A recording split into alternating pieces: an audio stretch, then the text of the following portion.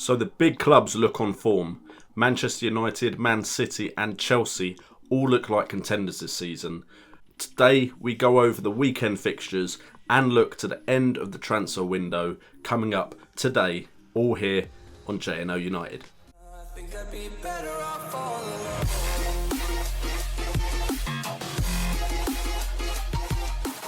What's up guys, and welcome to JNO United, bringing the best in football news, entertainment and games. And today we are doing the weekend recap, but we're also looking to today, the end of today, with the summer transfer window coming to an end. But before we do that, if you like football news, football games and football entertainment, make sure to subscribe to this channel, and we will start off with Man City versus West Ham. Now, as some of you know, I'm a bit of a West Ham fan purely because of my wife. AFC Wimbledon is my club, but I do support and follow West Ham in the Premier League. And yeah, we got carved apart in the first half. Man City looked really good. Sterling looks really good under Guardiola. And I'm not sure if that was West Ham's defence just being that bad or if Sterling has actually improved that much. But yeah, we just didn't know what we were doing defensively. Antonio can't be a right back. I just don't know why Slaven Bilic refuses to see the fact that Antonio is not our answer to the right back position. Like seriously, if you keep playing in there, I'm going to have to come and find you. I'm just going to have to tell you, come on, slap some sense into you. Antonio is a great winger. Play him on the wing and we'll all be happy. What was surprising was none of the goals come from Aguero. The only thing to come from Aguero was he elbow flicked someone in the throat. Very dangerous move there by Aguero. He could get suspended. I don't actually know. Has he been suspended? It all depends on the referee's report, and I should have looked this up before I started recording. But Aguero could be suspended for this incident, meaning he misses the Manchester derby, which would be huge. But in fact, I need to look it up now. Let me find out. Well done for doing your homework before you start recording, JNO. Okay, so I've now looked it up. As I'm recording this on Tuesday, we don't know. He is going to find out today if he is suspended for the Manchester derby. But that is all Aguero really did. The goals came from the likes of Nolito, De Bruyne, Fernandinho, Sterling. All of the play came from them. Don't know if you can hear about that, but that's a helicopter flying over. Cheers for that. But what that does show is that Man City do not just rely on Aguero for goals. The goals can come from Silva, De Bruyne, Nolito, Sterling. They have plenty of attacking options and they're all in form at the moment.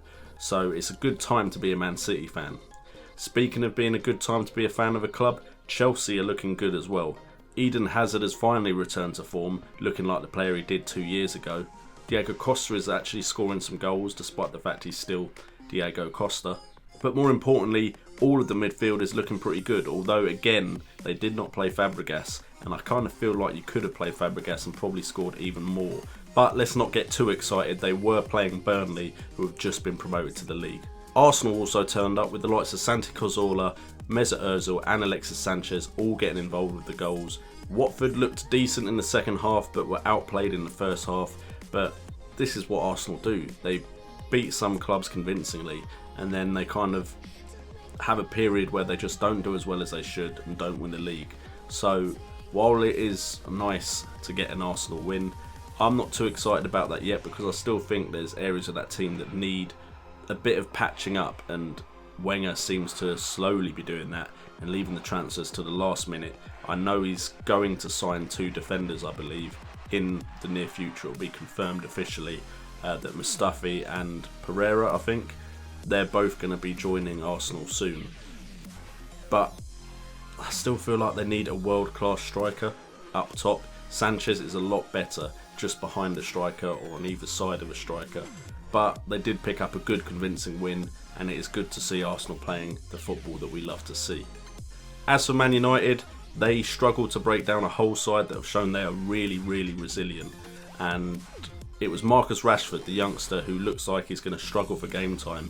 But on that display, when he came on as a sub, I feel like he should be playing. He should definitely get more game time than he does because he looks very direct, a real threat to the opposition's goal. And I feel like he needs to be given that time to develop and get better and better as a striker. and what an environment for him to learn in, with the likes of Ibrahimovic and Rooney around him. He's going to have some real fun in that Manchester United side this season if he's given the game time. And then Leicester, the champions of last year, finally picking up a victory. Jamie Vardy finally getting on the score sheet with what was a great bit of play by the whole Leicester team. A really good passing and quick counter-attacking move, and Vardy got on the end of it, showing that Vardy still has that finishing touch. Just it might be a little bit more difficult for him this season, purely because teams are expecting it a lot more than they were before. And with the international break, Sam Allardyce named his England squad, and the big news was Michael Antonio's inclusion, which I think is a great chance for Michael Antonio to show what he can do. Please, Allardyce, do not play him as a right back, or I will just give up on football. Most of the squad is pretty predictable, to be fair. Wayne Rooney has been officially classed as a midfielder though in this team selection, and I'm happy to see Danny Drinkwater getting a chance again to impress a New England boss. There are a few areas of that team that I might question a little bit. Henderson and Wilshere, do they have to be in that squad when you've got others there that could be getting in? But with that being said, I can't complain too much about the general build of that squad. Everyone in that squad mainly deserves their place. So I'm looking forward to seeing how this England side play.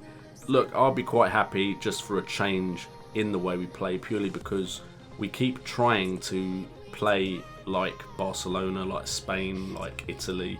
And when we come up against the big sides, the sides that are just as good, if not better than us, it never works.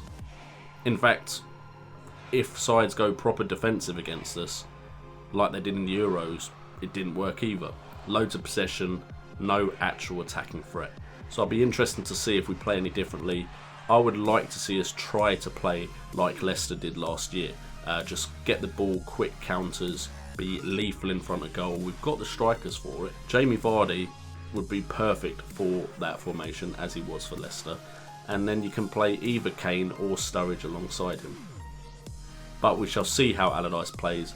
I'm just happy that he's actually taken wingers, because we needed wingers at Euro 2016.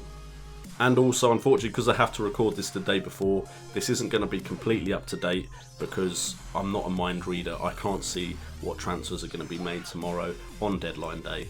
And just for the record, I've just realised that they've signed Perez, not Pereira. So yeah, Perez.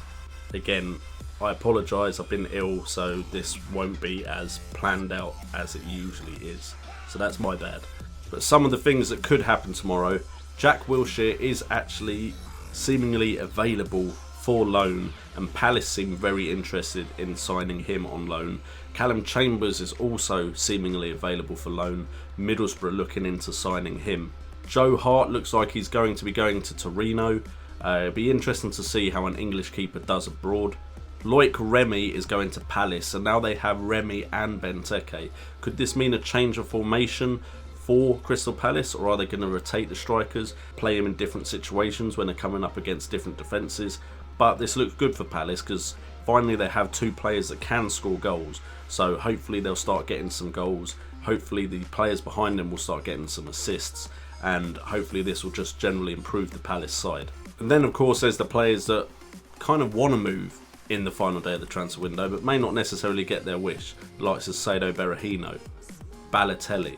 Will they get new transfers? Samir Nasri, all of them looking on the fringes of their side, but there isn't any potential news yet I've heard that they will be moving on.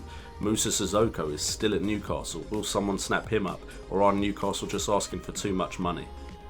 I can tell you now, I will be trying to keep as up to date with the final day of the transfer window as possible. Go to my Twitter if you want my thoughts. I will try and tweet regularly tomorrow regarding the final transfers of the transfer window. And that is the end of the weekend recap and a look at the potential transfers going through. I've been JNO, you've been awesome. The camera seems to have worked better than yesterday, especially if I tilt my head this way. If I look this way, get really bright and blurry, but this way, it's my good angle. And now I've completely messed up my outro. And remember, it's all about the game. No. And remember, it's all about the game.